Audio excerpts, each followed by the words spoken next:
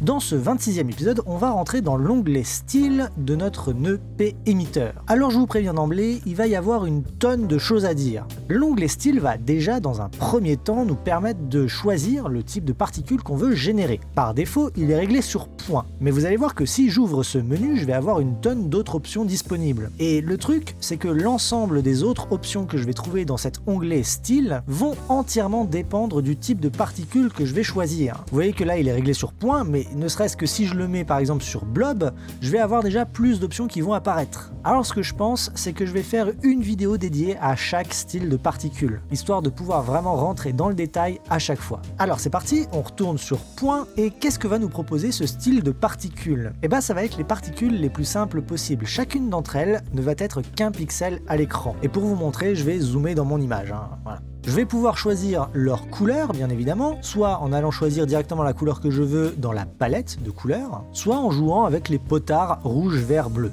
On va nous donner la possibilité d'introduire une variance dans la couleur de nos particules en réglant nous-mêmes une fourchette de valeurs pour chaque channel rouge, vert, bleu et alpha. Ainsi, je vais pouvoir avoir vraiment des particules multicolores. Dans le paramètre suivant, je vais pouvoir choisir la couleur de mes particules en fonction de leur âge. Vous vous souvenez que dans l'onglet Controls, on peut définir la durée de vie de nos particules. Par défaut, elle est réglée à 100 images. Et bien du coup, je vais pouvoir programmer mes particules pour qu'elles changent de couleur en fonction de leur âge avec cette petite barre. Vous voyez que ici, je n'ai qu'un petit triangle qui est réglé sur la couleur blanche. En cliquant à un autre endroit sur cette petite barre, je vais pouvoir rajouter un deuxième triangle, un troisième, un quatrième, autant que je veux. Ces triangles, je vais pouvoir les déplacer le long de ma barre, sachant qu'elles représentent du coup la vie d'une particule. Si je mets un triangle au début, c'est la couleur que ma particule aura à sa naissance.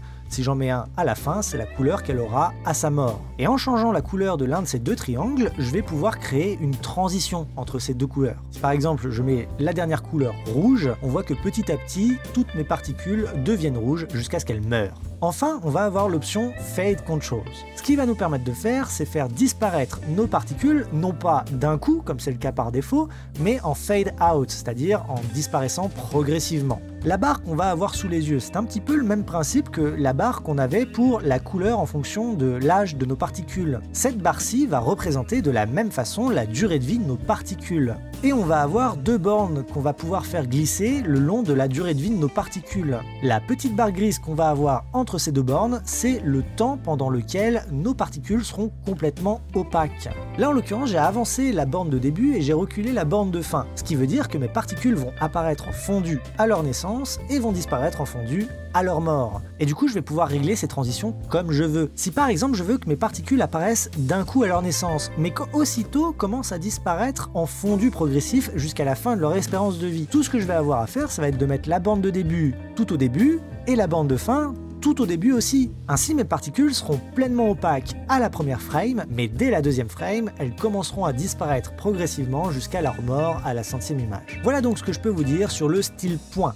Dans la prochaine vidéo, on va s'intéresser au style blob. Du coup, moi je vous dis bonne journée, bonne soirée, en attendant la prochaine,